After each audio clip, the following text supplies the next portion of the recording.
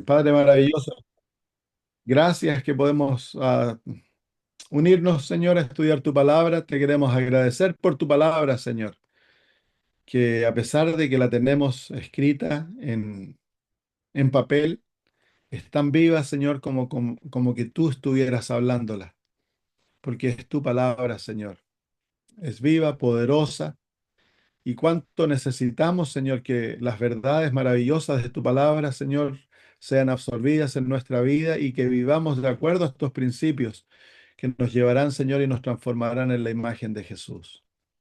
Queremos suplicarte en el nombre de Cristo que en estos momentos nos hables y que los versículos que leamos, Señor, del libro de Gálatas tengan vida y poder, Señor, y que escuchemos tu voz, Señor, hablándonos al corazón. Lo pedimos por Jesús. Amén.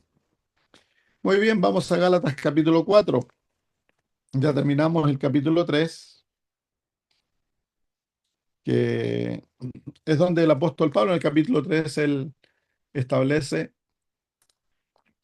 la, establece la relación que existe entre la ley de Dios y la salvación y la justificación. Y usa varios ejemplos en el capítulo 3 para que nosotros comprendamos la relación que existe. Y el ejemplo más, ah, más en donde él se explayó más fue el ejemplo que usó acerca del ayo, que la ley es un ayo para llevarnos a Cristo. Entonces, cuando la ley cumple la labor de llevarnos a Cristo condenados y encontramos a los pies de Cristo salvación, la ley cumplió su función en aquel papel, en la vida del pecador. Cuando el pecador es convertido, llega a ser un hijo de Dios, entonces la ley cambia su función. Deja de condenarnos, ya no es maldición para nosotros, y ahora la ley llega a ser bendición al obrar en nosotros, que sus principios al ser observados en la vida, entonces son los principios de justicia.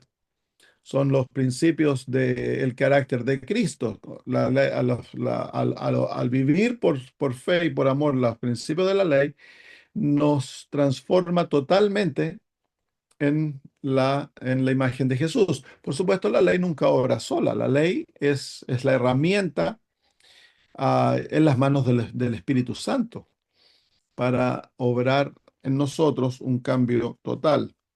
Pero el apóstol Pablo, lo dijimos la semana pasada, él nos explaya en los beneficios de la ley. Él está tratando de corregir un error. Y por lo tanto, él está presentando simplemente un aspecto de la ley para que los galatas no se confundan. Y es que la ley nos maldice, que la ley nos acusa, que la ley es el ayo, es el medio a través del cual somos llevados a Cristo Jesús. Vamos al capítulo 4. Vamos a leer los versículos 1 al 7. O leamos todo el capítulo 4. De esa manera tenemos todo el contexto. Pero también digo, entre tanto que el heredero es niño, en nada difiere del esclavo, aunque es señor de todo, sino que está bajo tutores y curadores hasta que el tiempo señalado por hasta el tiempo señalado por el Padre. Así también nosotros, cuando éramos niños, estábamos en esclavitud bajo el rudimento del mundo. Pero cuando vino el cumplimiento del tiempo, Dios envió a su Hijo, nacido de mujer y nacido bajo la ley, para que redimiese a los que estaban bajo la ley, a fin de que recibiésemos la adopción de hijos. Y por cuanto sois hijos, Dios envió a vuestros corazones al Espíritu de su Hijo, el cual clama, Abba Padre. Así que ya no eres esclavo, sino hijo, y si hijo, también heredero de Dios por medio de Cristo. Ciertamente en otro tiempo, no conociendo a Dios, servíais a los que por naturaleza no son dioses. Mas ahora conociendo a Dios, o más bien siendo conocidos por Dios, ¿cómo es que os volvéis de nuevo a los débiles y pobres rudimentos a los cuales os queréis volver a esclavizar. Guardáis los días, los meses, los tiempos y los años. Me temo de vosotros que haya trabajado en vano con vosotros. Os ruego, hermanos, que os hagáis como yo, porque yo también me hice como vosotros, ningún agravio me habéis hecho. Pues vosotros sabéis que a causa de una enfermedad del cuerpo os anuncié el Evangelio al principio, y no me despreciasteis, ni desechasteis por la prueba que tenía en mi cuerpo. Antes bien, me recibisteis como un ángel de Dios, como a Cristo Jesús. ¿Dónde pues está esa satisfacción que experimentabais? Porque os doy testimonio de que si hubieseis podido, os hubierais sacado vuestros propios ojos para dármelos. ¿Me he hecho pues vuestro enemigo por deciros la verdad? Tienen celo por vosotros, pero no para bien, sino que quieren apartaos de nosotros para que vosotros tengáis celo por ellos. Bueno es mostrar celo en lo bueno siempre, y no solamente cuando estoy presente con vosotros. Hijitos míos, por quienes vuelvo a sufrir dolores de parto, hasta que Cristo sea formado en vosotros. Quisiera estar con vosotros ahora mismo y cambiar de tono, pues estoy perplejo en cuanto a vosotros. Decidme, los que queréis estar bajo la ley, ¿no habéis oído la ley? Porque está escrito que Abraham tuvo dos hijos, uno de la esclava, el otro de la libre. Pero el de la esclava nació según la carne, más el de la libre por la promesa. Lo cual es una alegoría, pues estas mujeres son son los dos pactos. El uno proviene del monte Sinaí, el cual da hijos para esclavitud. Este es Agar, porque Agar es el monte Sinaí en Arabia y corresponde a la Jerusalén actual, pues junto con sus hijos está en esclavitud. Mas la Jerusalén de arriba, la cual es madre de todos nosotros, es libre, porque está escrito, regocíjate, oh estéril, tú que no das a luz, prorrumpe en júbilo y clama, tú que no tienes dolores de parto, porque más son los hijos de la desolada que de la que tiene marido. Así que, hermanos, nosotros como Isaac somos hijos de la promesa. Pero entonces el que había hecho según la carne perseguía al que había nacido según el Espíritu, así también ahora. Mas, ¿qué dice la Escritura? Echa fuera a la esclava y a su hijo, porque no heredará el hijo de la esclava con el hijo de la libre. De manera, hermanos, que no somos hijos de la esclava, sino de la libre. Muy bien, un capítulo interesante donde el apóstol Pablo mayormente habla de la relación que los Gálatas cómo ellos se están relacionando con el padre de su fe, que fue el apóstol Pablo. El apóstol Pablo los llevó él a la creencia en Cristo Jesús. Y ahora, producto de la falsa enseñanza, se están extrañando del apóstol Pablo, está ocurriendo una distanciación que es tan común, ¿no? Cuando uno lo ve, yo lo he visto en amigos, ¿no? Que se comienzan a enseñar falsas enseñanzas y antes que eran muy apegados a uno, comienzan a distanciarse, lo comienzan a mirar con ojos raros, lo comienzan a ver como hereje, porque han adoptado falsas enseñanzas. Eso es natural lo que ocurre en el corazón y eso fue lo que estaba ocurriendo con los Gálatas. Vamos al capítulo 4, versículo 1. Pero también digo, entre tanto que el heredero es niño, en nada difiere del esclavo, aunque es señor de todo. Así que entre los versículos 1 al 7, el apóstol Pablo usa el ejemplo am, del niño que está bajo tutor. Está bajo tutor, está bajo la autoridad de otra persona. El padre lo ha puesto bajo el poder del tutor para que el tutor lo críe. Y el tutor tiene el poder de corregirlo, de castigarlo. El tutor rige la vida del niño.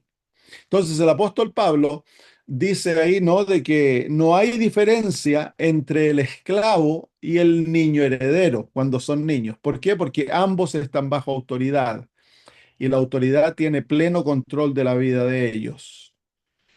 Luego dice el apóstol Pablo, sino que está bajo tutores y curadores hasta el tiempo señalado por el Padre. Así que hay un tiempo señalado por el padre para que el niño deje de estar bajo tutores cuando llegue a edad y llegue a ser el heredero. Ha sido enseñado, criado y preparado para esa responsabilidad. Luego el versículo 3, el apóstol Pablo aplica eso a nuestra vida. Dice, así también nosotros, cuando éramos niños, estábamos en esclavitud bajo los rudimentos del mundo. Entonces el mundo nos controlaba, el mundo, el pecado tenía pleno poder sobre nuestras vidas, nosotros éramos esclavos del pecado, hasta que llega el tiempo cuando nosotros llegamos a ser herederos de Cristo, herederos de Dios a través de Cristo Jesús. Pero cuando vino el cumplimiento del tiempo, versículo 4, Dios envió a su Hijo, nacido de mujer y nacido bajo la ley. Así que el propósito de la venida de Cristo fue liberar a aquellos que estaban en esclavitud al pecado. Y para él poder liberar a los que estaban en esclavitud del pecado, nace como ser humano, nacido de mujer, y nace bajo la ley, porque nace bajo el sistema judío. Jesús era judío, entonces nació en aquel tiempo donde aún la iglesia guardaba la ley de Moisés. Así que nació bajo la ley. Y luego dice el versículo 5 para que redimiese a los que estaban bajo la ley. Así que esa es la razón por la cual Cristo viene a nacer bajo la ley, es porque Él tiene que alcanzar a todo el mundo, a los que están bajo la ley, a los que no están bajo la ley, a los gentiles y a los judíos. Entonces, Él nace como judío para alcanzar a los que están bajo la ley, a los que están bajo el control, el rudimento de la ley. Y luego dice, a fin de que recibiésemos la adopción de hijos. Entonces, al recibir la adopción de hijos, somos libertados de ambas realidades, libertados de la esclavitud al pecado y libertados bajo la tutoría de la ley para llegar a ser seres libres. Y por cuanto sois hijos, dice el apóstol, Dios envió a vuestros corazones al espíritu de su Hijo, el cual clama, Abba, Abba Padre. El apóstol Pablo se refiere varias veces en sus escritos a esta realidad. Si vamos al libro de Romanos, capítulo 8, el testimonio que el cristiano que ha sido convertido tiene en su corazón de que él es es como se llama, la experiencia verdadera, es el testimonio del Espíritu Santo viviendo en él, y aquí el testimonio del Espíritu lo lleva a la persona a tener una relación de hijo hacia Dios. Dice el versículo capítulo 8, versículo 9, mas vosotros no vivís según la carne, sino según el Espíritu, si es que el Espíritu de Dios mora en vosotros. Y si alguno no tiene el Espíritu de Cristo, no es de él. Pero si Cristo está en vosotros, el cuerpo en verdad está muerto a causa del pecado, mas el Espíritu vive a causa de la justicia. Y si el Espíritu de aquel que levantó de los muertos a Jesús mora en vosotros, el que levantó de los muertos a Cristo Jesús vivificará también vuestros cuerpos mortales por su Espíritu que mora en vosotros. Así que, hermanos, deudores somos, no a la carne, para que vivamos conforme a la carne. Porque si vivís conforme a la carne, moriréis. Mas si por el Espíritu hacéis morir las obras de la carne, viviréis. Porque todos los que son guiados por el Espíritu de Dios, estos son hijos de Dios. Pues no habéis recibido el espíritu de esclavitud para estar otra vez en temor, sino que habéis recibido el espíritu de adopción, por el cual clamamos, Abba Padre. El Espíritu mismo da testimonio a nuestro espíritu de que somos hijos de Dios. Y si hijos, también herederos, herederos de Dios y coherederos con Cristo, si es que padecemos juntamente con Él, para que juntamente con Él seamos glorificados.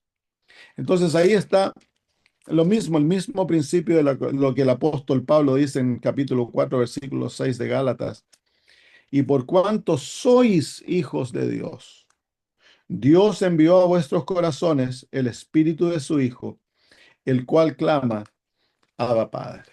Entonces el apóstol Pablo aquí está contrastando la experiencia que ellos, los judaizantes, le están enseñando que para ser hijos de Dios ellos tienen que ganarse el favor a través de guardar la ley.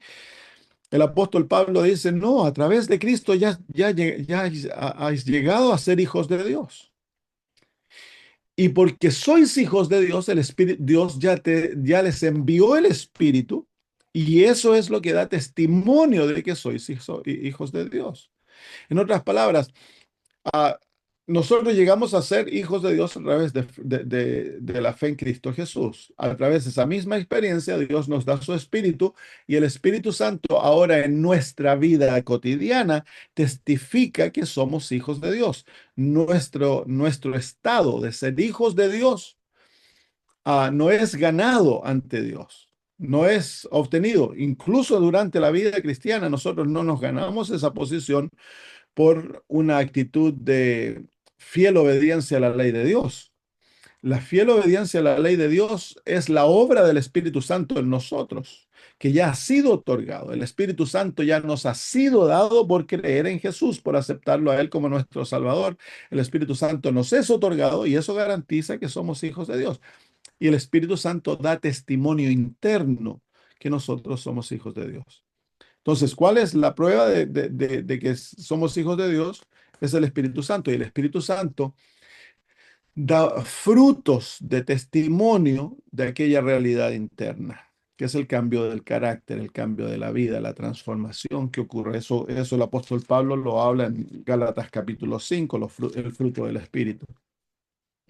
Entonces es una obra interna que se lleva, pero el creyente a través de la fe aferrarse a Cristo Jesús, al entregar su vida y creer de todo corazón en la palabra de Dios, en las promesas de Dios en cuanto a la salvación, él llega a ser hijo de Dios. Porque eso es lo que Dios ha prometido. Somos hijos de la promesa, no hijos de las obras, como el apóstol Pablo lo dice más tarde en el capítulo. Así que ese es el énfasis de aquellos versículos. Nosotros, como todo el mundo, estábamos en esclavitud al pecado y por lo tanto estábamos bajo la maldición de la ley. Cristo Jesús viene, nace bajo la ley para redimirnos de aquello. Y ahora nosotros hemos llegado a ser hijos de Dios. ¿Cómo llegamos a ser hijos de Dios? En Cristo Jesús. ¿Cómo es eso? Entonces es simplemente aferrarnos por fe a la realidad de Cristo. Él es el que nos libera de aquella esclavitud. Al ser liberados de aquella esclavitud, Dios da testimonio de aquello bautizándonos en su Espíritu. Espíritu Santo viene a morar en nosotros y el Espíritu Santo es el que nos mantiene en aquella realidad de ser hijos de Dios. Am, y por cuanto sois hijos de Dios, por cuanto sois hijos, Dios envió a vuestros corazones el Espíritu de su Hijo, el cual clama, Abba Padre. Entonces, el Espíritu nos da la misma capacidad de llamar a Dios el Padre, relacionarnos con Él de la misma manera que Jesús se relacionó con Él. Jesús llamaba a su papá Abba, que es una manera tierna de referirse al papá, es una manera arameica de referirse, es una expresión aramea de referirse al papá, una manera tierna, como decir papito. Entonces, es como el diminutivo. Entonces, el Espíritu Santo nos pone en la misma posición a nosotros. Ahora, en otras palabras, cuando tú y yo recibimos el Espíritu de Cristo, llegamos a tener los mismos privilegios de Jesús. Somos hijos de Dios, somos hermanos de Cristo. Y Cristo es nuestro hermano mayor y todo lo que le pertenece a Cristo nos pertenece a nosotros. Por eso dice que ahí el versículo 7 dice así que ya no eres esclavo, sino hijo. Y si hijo, también heredero de Dios por medio de Cristo. Así que llegamos a ser herederos de Dios. Todo lo que le pertenece a Cristo nos pertenece a nosotros. Ese es un tremendo privilegio. Yo pienso que nosotros moramos demasiado poco en estas realidades. Las meditamos muy poco, porque esa es la realidad que es nuestra en Cristo Jesús. Somos herederos, somos hijos de Dios, hijos, hijas de Dios. Y eso nos da una autoridad, pero maravillosa en la batalla espiritual contra el enemigo. Hemos de confrontar al enemigo como, como nuestra posición de hijos de Dios. Hemos sido rescatados de la esclavitud, libertados de ella y hemos sido adoptados por Dios para llegar a ser hijos. Y el mismo Espíritu que moró en Cristo Jesús mora en nosotros. Es por eso que se lo llama aquí al Espíritu Santo el Espíritu de Jesús. Entonces, eso nos hace hijos de Dios y hermanos de Cristo. Tenemos una tremenda autoridad. Muy bien, versículo 8 en adelante. Ciertamente, en otro tiempo, no conociendo a Dios, servíais a los que por naturaleza no son dioses. Entonces aquí el apóstol Pablo les habla a los Gálatas que los Gálatas no vienen de un pasado judío, ellos vienen de un pasado pagano. Entonces, el apóstol Pablo aquí les acuerda de aquello. Dice que servían en otro tiempo a los que por naturaleza no son Dios. Mas ahora, conociendo a Dios, o más bien siendo conocidos por Dios. Aquí el apóstol Pablo, es interesante la expresión, dice más bien siendo conocidos por Dios. Ah, eso muestra de que nuestra respuesta a Dios no es algo que viene en forma natural de nosotros. Nosotros no fuimos los que buscamos conocer a Dios. Nosotros no fuimos los que salimos a la búsqueda de Dios, sino que es lo opuesto. Dios fue el que nos buscó a nosotros. Dios el que nos conoció a nosotros y nos deseó, y Él nos buscó. Entonces, esa es la realidad. Tú y yo tenemos salvación en Cristo. Todos los beneficios que recibimos en Cristo Jesús no son recibidos por algo nuestro, son recibidos por lo que Dios nos da. Y en eso hay una gran diferencia. Por eso el apóstol Pablo correctamente corrige esa declaración cuando él dice, más ahora, conociendo a Dios, y luego corrige y dice, más bien siendo conocidos por Dios, porque fue Dios el que los conoció y Él los buscó. Si hubiera sido por los Gálatas, nunca habrían buscado a Dios ellos. ¿Cómo es que os volvéis de nuevo a los débiles y pobres rudimentos a los cuales os queréis volver a esclavizar? Entonces el apóstol Pablo dice, ustedes estuvieron en una esclavitud de paganismo, estuvieron en una esclavitud donde servían a los que no eran dioses. Y ahora queréis volver a caer en esclavitud. Queréis volver a aquella vida de esclavitud donde sirven con el propósito, porque en el paganismo, la relación que existe con Dios, con los dioses, es que hay que complacer a los dioses para que ellos te hagan favores. Entonces aquí es exactamente lo mismo. El apóstol Pablo está diciendo, mire, dice el versículo 11, guardáis días, los meses, los tiempos y los años. Se está refiriendo directamente a la ley mosaica, a las fiestas y a todas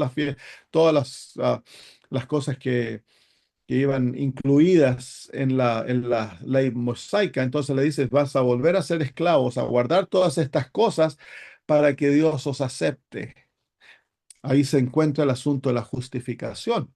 ¿Cómo somos justificados? ¿Somos justificados por fe o somos justificados por obras? Si somos justificados por fe, Dios es el que por su amor nos está haciendo un favor no merecido a nosotros al justificarnos. Él nos otorga como un regalo la justificación. Pero si es de la otra manera, entonces ese es el mismo fundamento pagano. Dios te obra un favor porque tú te ganaste te lo mereciste al obrar todas estas cosas. Entonces el apóstol Pablo dice, dice, guardáis los días, los meses, los tiempos y los años. Se está refiriendo a los distintos tipos de fiestas que tenían los judíos. Hay adventistas que están ahora enseñando que tenemos que guardar las fiestas, ¿no? Los días, el sábado, que estaba, como se llama, ahí incluido en el sistema mosaico, que debemos recordar de que el sábado a los judíos se les dio en dos contextos. Se le dio en la ley de Dios, los 10 mandamientos, donde no está asociado a ninguna fiesta, no está asociado a sacrificios, no está asociado a libaciones, no está asociado al sistema mosaico del santuario. Es eterno en la ley de Dios. Pero también el sábado vino asociado a la ley mosaica con todas las otras fiestas, con todos los sacrificios que se hacían los sábados, con toda la presentación de ofrendas, todo eso. Entonces, aquí cuando el apóstol Pablo se refiere a días, meses, la luna nueva, la fiesta de la luna nueva, tiempos y años, se está refiriendo entonces a las fiestas anuales. Y él les dice, al comenzar a guardar estas cosas nuevamente con el propósito de que Dios te acepte, te vuelves esclavo, no tienen valor alguno, vas a volver a caer en maldición. ¿Por qué? Porque para poder que tú seas acepto por esto, tienes que guardar toda la ley sin caer y la ley te maldice. Tienes que guardar no tan solo aquello, hay que guardar los sacrificios, hay que volver a restablecer el templo, hay que volver a restablecer el sacerdocio. Entonces se deshace la realidad que vino en Cristo Jesús para poder restablecer todo aquello y tratar de tener un sistema ah, parecido al sistema mosaico. Entonces hay adventistas que ahora guardan las fiestas, siempre han habido, pero ahora hay como un énfasis de volver a guardar las fiestas de la Pascua, del Pentecostés, la fiesta de los panes sin levaduras, todas aquellas fiestas que tenían los judíos. Am, entonces, el problema es de que aquellas fiestas van asociadas directamente con el sistema de santuario, eran fiestas asociadas al santuario y estaban asociadas al sacerdocio humano y al sistema de sacrificios simbólicos. Entonces, si vamos a guardar fiestas, habría que volver a restablecer todo aquello. No, el apóstol Pablo claramente muestra que viniendo Cristo, muriendo Jesús, aquellas cosas dejaron de ser, porque cumplían un propósito simbólico, eran las sombras, como dice el apóstol Pablo en el libro de Colosenses. Entonces, incluso el sábado deja de ser en el contexto ceremonial. Y el sábado no está asociado a aquellas ceremonias. El sábado cumple su función eterna, como dado en la ley de Dios. Por eso nosotros guardamos el sábado de la ley de Dios. No asociamos el sábado a todas las ceremonias y los sacrificios de los judíos.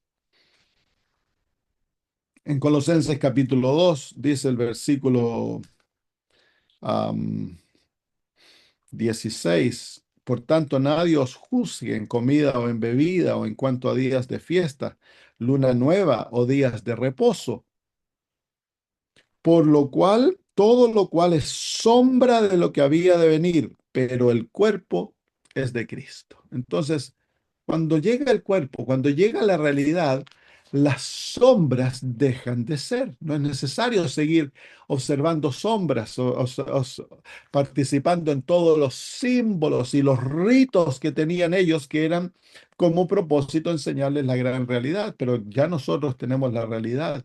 El volver a aquellas cosas es caer, y dice el apóstol Pablo, hablando de la circuncisión, dice que si os circuncidáis, caéis de la gracia. Cristo murió en vano. Entonces hay que tener mucho cuidado porque llegan los hermanos, ¿no? Y comienza la hermana de Guay, por ejemplo, leía yo una declaración hace unos días atrás en el Deseado de toda la gente, en el capítulo titulado Haced esto en memoria de mí, que es el capítulo de la Santa Cena, donde la hermana Guata habla cuando Cristo instituyó la Santa Cena. Ella dice de que Cristo se encontraba en la transición de dos economías. Así, la economía judía y ahora la economía cristiana. El cristianismo es el cumplimiento del judaísmo. El cristianismo es la realización de todo aquello que por más de 1500 años la economía judía predicó. Cristo Jesús se encontraba al celebrar la Santa Cena, antes de morir, Cristo Jesús se encontraba en el paso de uno al otro. Iba a celebrar la Pascua por última vez y ella dice que aquella fiesta, o que aquella fiesta, incluyendo todas las otras fiestas, dejaban de ser eternamente, se cumplían, nunca más iban a tener una función. Ahora en su lugar, Cristo Jesús había establecido la Santa Cena.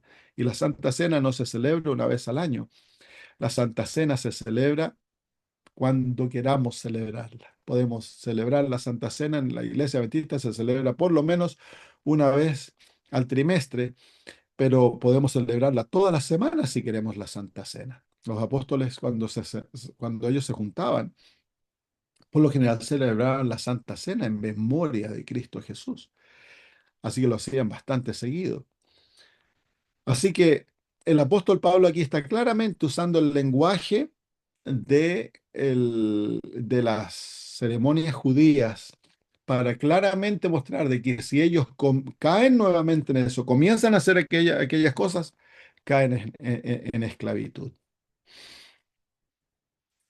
Me temo de vosotros, capítulo 4, versículo 11, me temo de vosotros que haya trabajado en vano con vosotros. En otras palabras, perdí todo el tiempo. Y tristemente uno lo ve.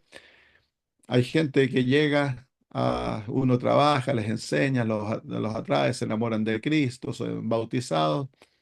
Y después algún adventista por ahí comienza a meterles ideas raras en la cabeza y todo lo que uno hizo por ellos es en vano. Eventualmente muchos de ellos pierden la fe, se van de la iglesia y se van de vuelta al mundo por el engaño de las cosas, ya sea antitrinitarianismo, el asunto de las fiestas, falsas profecías y tanta cosa es doloroso, es muy doloroso. Y el apóstol Pablo está sintiendo eso como papá de ellos, papá espiritual, está sintiendo ese dolor de que a lo mejor los Gálatas no lo van a escuchar y se van a perder. Versículo 9. Os ruego, hermanos, que os hagáis como yo, para que yo también como yo, porque yo también me hice como vosotros. Ningún agravio me habéis hecho. ¿Qué está diciendo el apóstol Pablo? Que él está refiriéndose al método que el apóstol Pablo usaba para alcanzar al perdido. Él se hacía como ellos, bajaba a su nivel, vivía entre ellos, compartía con ellos, hasta que los ganaba Cristo Jesús. Entonces les dice ahora, bueno, yo quiero que ustedes se pongan en mis zapatos, que sientan mi dolor, que se den cuenta del sacrificio que yo hice para traerlos a ustedes a Cristo y que no estén dispuestos tan rápidamente a abandonar lo que yo les di, porque yo padecí sacrificio para poder ganarlos a Cristo Jesús. A eso es lo que se está refiriendo él. Versículo 13, pues vosotros sabéis que a causa de una enfermedad, refiriéndose a sus ojos, él hace referencia a eso más tarde. Dice que ellos estaban dispuestos a darle, hubieran estado dispuestos a darle sus propios ojos, que era la enfermedad del apóstol Pablo. El Señor le dejó sus ojos débiles, casi ciego lo dejó, para que nunca se volviese a enaltecer. Pues vosotros sabéis que a causa de una enfermedad del cuerpo os anuncié el Evangelio al principio, y no me despreciasteis ni desechasteis por la prueba que tenía en mi cuerpo. Antes bien me recibisteis como un ángel de Dios, como a Cristo Jesús, el amor que le tuvieron. ¿Dónde pues está esa satisfacción que experimentabais? ¿Se fija cómo el apóstol Pablo ahora le está tocando los sentimientos? El apóstol Pablo usa todas las herramientas que él tiene al alcance para tratar de despertarlos y que abran sus ojos. Porque os doy testimonio de que si hubieseis podido, os hubierais sacado vuestros propios ojos para dármelos. Me he hecho, pues, vuestro enemigo por deciros la verdad. Tienen celo por vosotros, pero no para bien, sino que quieren apartaros de nosotros para que vosotros tengáis celo por ellos. Ahí se encuentra, el apóstol Pablo muestra la actitud que aquellos falsos maestros tienen realmente hacia ellos. No tienen un verdadero amor hacia los Gálatas. Simplemente tienen odio, porque odiaban al apóstol Pablo y los seguían donde él iba y trataban de deshacer las enseñanzas del apóstol Pablo, porque ellos creían de que el apóstol Pablo estaba enseñando herejía. Eran judaizantes, eran conversos judíos al cristianismo, que se dedicaban a deshacer la obra del apóstol Pablo. Versículo 17, tienen celo, dice, bueno, no, bueno es mostrar celo en lo bueno siempre, y no solamente cuando estoy presente con vosotros. Y ahora miren miren cómo le habla el apóstol Pablo, hijitos míos, por quienes vuelvo a sufrir dolores de parto, hasta que Cristo sea formado en vosotros. Ese versículo nos muestra el amor profundo que el apóstol Pablo tenía por aquellos por los cuales él trabajaba. Un amor profundo, les dice, hijitos míos, tengo dolores de parto nuevamente. Ya había pasado dolores de parto. Todo el dolor que el apóstol pasaba al ir a predicar el evangelio, era perseguido, pasaban hambre, sufrimientos, fríos, pasaba toda. Esos son los dolores de partos originales, el dolor de luchar con ellos, sacarlos de la idolatría, traerlos a Cristo. Hay dolor, uno experimenta ese dolor muchas veces cuando está haciendo campañas, ayudando a gente. Y dice, ahora estoy nuevamente pasando por aquellos dolores, pero ahora es distinto. ¿Por qué? Porque ahora el apóstol Pablo está viendo de que los está perdiendo como hijos. Y está nuevamente luchando para poder traerlos y que no sean perdidos, que no sean engañados. Quisiera estar con vosotros ahora mismo y cambiar de tono, pues estoy perplejo en cuanto a vosotros. Entonces el apóstol Pablo, porque una carta se puede interpretar de distintas maneras. Aquí les hace saber de que si él estuviese con ellos escucharían el tono de su voz, que no es un tono de recriminación, sino que es un tono de desesperación, de amor, llamándolos a que abran sus ojos y que no sean engañados. Sí, en la carta de Gálatas nos muestra el corazón del apóstol Pablo. Él tenía un amor profundo por las almas. Yo pienso que muy pocos hoy en día tienen aquel amor por el perdido, bueno, dedicó su vida entera. El sufrimiento que pasó muestra un amor profundo, un amor similar al de Cristo Jesús por el perdido y que debiese ser lo que nos identifica a nosotros, el amar al perdido y buscarlo y estar dispuesto a sacrificar todo para poder traer al perdido de vuelta a Cristo Jesús. Muy bien, lo dejamos ahí esta tarde. ¿Hay alguna pregunta?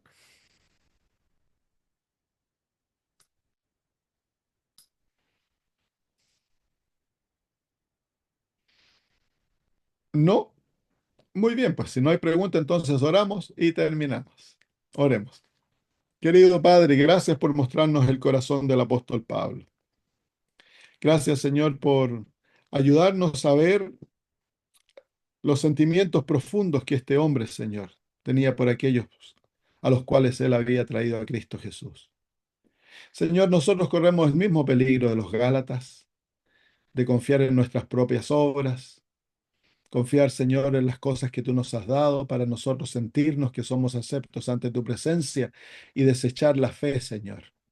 Y de esa manera desechar lo que Cristo ha hecho por nosotros. Querido Padre, queremos pedir en estos momentos que tú, Señor, cambies nuestro corazón y que Cristo, Señor, sea nuestro todo y que por la fe nos aferremos a Él y por la fe tengamos seguridad que somos hijos tuyos. Y que aquella fe, Señor, que obra por el amor nos lleve a una vida de obediencia como resultado, Señor, como fruto. Bendícenos, Padre, que podamos representarte. Danos el amor del apóstol Pablo, que es tu amor, Señor, en el corazón, para amar al perdido, para amar a aquel, Señor, que está extraviado, aquel que está siendo engañado. Danos, Señor, el sentimiento profundo que tú tienes, Señor, en tu alma por tus hijos, Padre. Gracias, Señor. Bendícenos al separarnos, que al ir de vuelta, Señor, a nuestros quehaceres o a dormir, a descansar, que tu Espíritu se encuentre con nosotros, lo pedimos por Jesús. Amén.